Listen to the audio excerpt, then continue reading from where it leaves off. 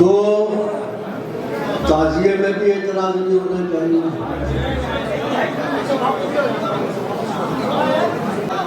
آج ہمارے علماء جو ہیں تعزیہ داری کو جو منع کرتے ہیں، کوئی شخص امام علی مقام کا روزہ بناتا ہے اپنے گھر میں قبر رکھے، کوئی حرج کی بات نہیں ہے. نبی کریم صلی اللہ علیہ وسلم کا تمام بزرگان دین کے مزارات کے فوٹو اپنے گھروں میں ٹانگتے ہیں، اس پر کسی کو کوئی اعتراض نہیں ہے. یہاں تک کہ فاضل بریلوی کے مزار کا بھی نقشہ اور فوٹو بنا کے نکالتے ہیں. تو مولا علی کرم اللہ وجہ کریم اور امام علی مقام کے روزوں کا فوٹو نکالنا کہاں سے منع کرتا ہے؟ موبائل کے تعلق سے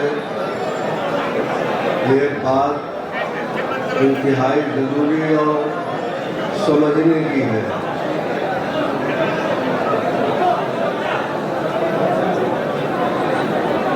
وہ یہ ہے کہ موبائل سے جو فوٹو وغیرہ آپ لوگ نکالتے ہیں اور اس فوٹو کا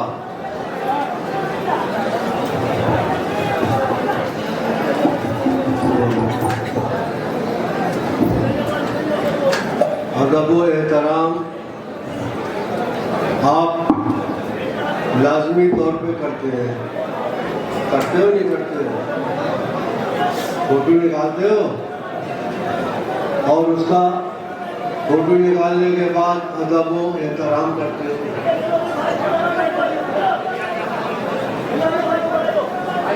تو سن لیں، بت پرستی کہاں سے شروع ہوئی ہے؟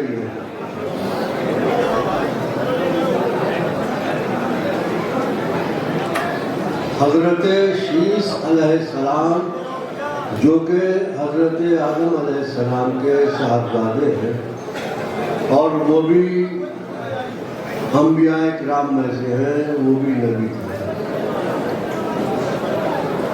وہ اپنے ظاہری اور باطنی حسن و خوبی کی وجہ سے مخلوق میں جو اس وقت موجود تھے انتہائی پسندیدہ تھے. اس وقت کے سارے لوگ صبح شام پیدا ہو گئے تھے، نہیں خود سے ہو گئے ہوں گے. اس وقت کے سارے لوگ آپ کے اس قدر گرویدہ ہو گئے تھے کہ آپ کو دیکھے بغیر چین نہیں تھا.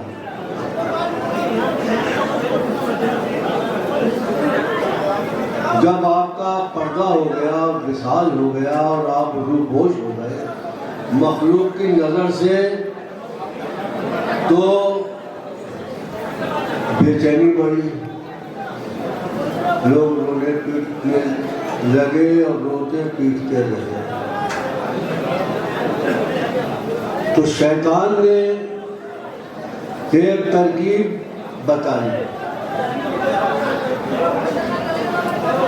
آپ فن بتگری سیکھو اور ان کی تصویر یا بت کہہ لو بنا کے سامنے رکھو اور اس کے دیدار سے اپنے دل کو تسلی دو. لوگ جو تھے وہ اس بات کو نہیں سمجھ پائے یا محبت میں ایسے دیوانے تھے کہ ان کی یہ بات سمجھ میں آ گئی. تو وہ انہوں نے آپ کا مجسمہ تراشا، تراشتے رہے اور یہاں تک کہ ان کو تسلی ہو گئی کہ یہ بعین ہی حضرت شیس علیہ السلام کی شکل و صورت کا مجسمہ ہے. تو لوگ دیدار کو آنے لگے اور اپنے دل کو اس سے تسلی دینے لگے۔ نوبت یہاں تک پہنچی کہ اس مجسمے کو شیس علیہ السلام لوگ سمجھنے لگے اور اس مجسمے ہی سے دعائیں کرانے لگے، اور دعائیں کراتے کراتے ان کی یہ حالت ہوئی کہ بذات خود اس مجسمے کو انہوں نے معبود اور کاموں کا فاعل مان لیا، یعنی یہی ہماری ضرورتیں اور حاجتیں پوری کرے گا۔ اس کے بعد یہ سلسلہ چل پڑا، جو کوئی مخلوق میں پسندیدہ شخص ہوا اور اپنے خوبیوں لوگ ان کے مجسمے بنانے لگے اور اس کو عبادت تو کیا ہی بلکہ یہ کہنا چاہیے کہ پوجا کرنے لگے۔ یہی بت پرستی کی ابتدا ہے۔ آج ہمارے علماء جو ہیں تعزیہ داری کو جو منع کرتے ہیں، وہ اصل میں اصل سبب جو ہے وہ اس کو منع نہیں ہے۔ کوئی شخص امام علی مقام کا روزہ بنا کر اپنے گھر میں تبرک رکھے، کوئی حرج کی بات نہیں ہے۔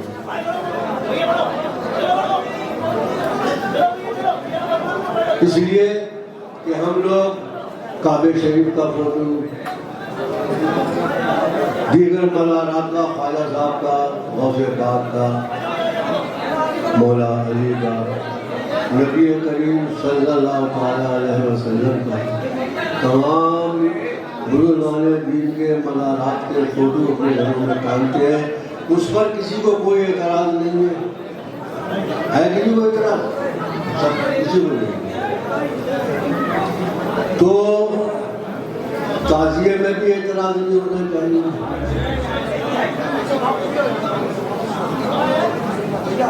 مگر چونکہ ہم لوگ تعزیے کے ساتھ میں وہ کچھ کرتے ہیں جس کو نہیں کرنا چاہیے۔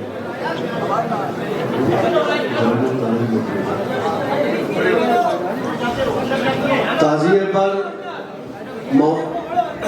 امام علی مقام کا مزار پاک جان کر اس تعزیے سے منتیں مانگنا اور اس پہ ہاتھ پھول چڑھانا،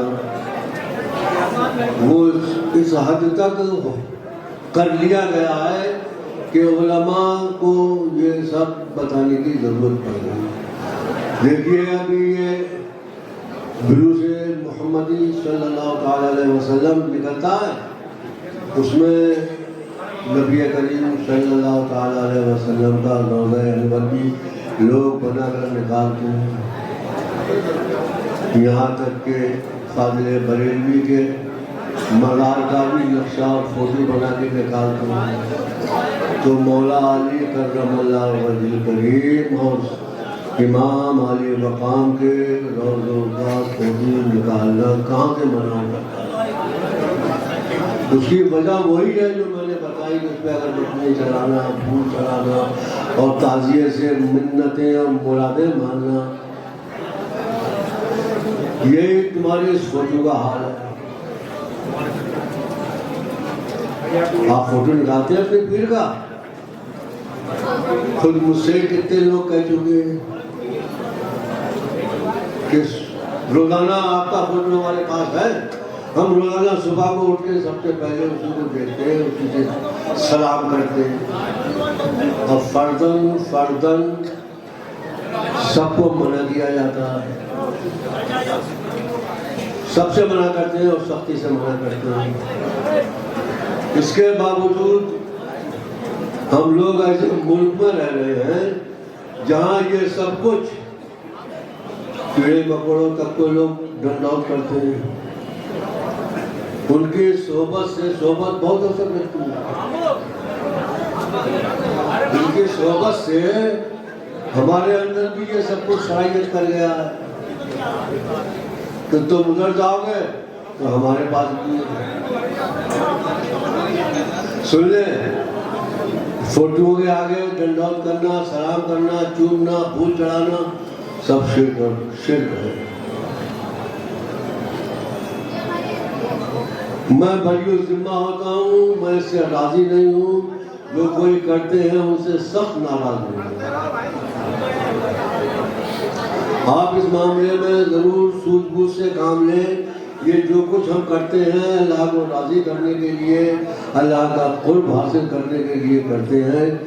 تو یہ قرب حاصل کرنا اور راضی کرنے کے بجائے ناراض اور دوری اختیار کرنا بن جاتا ہے.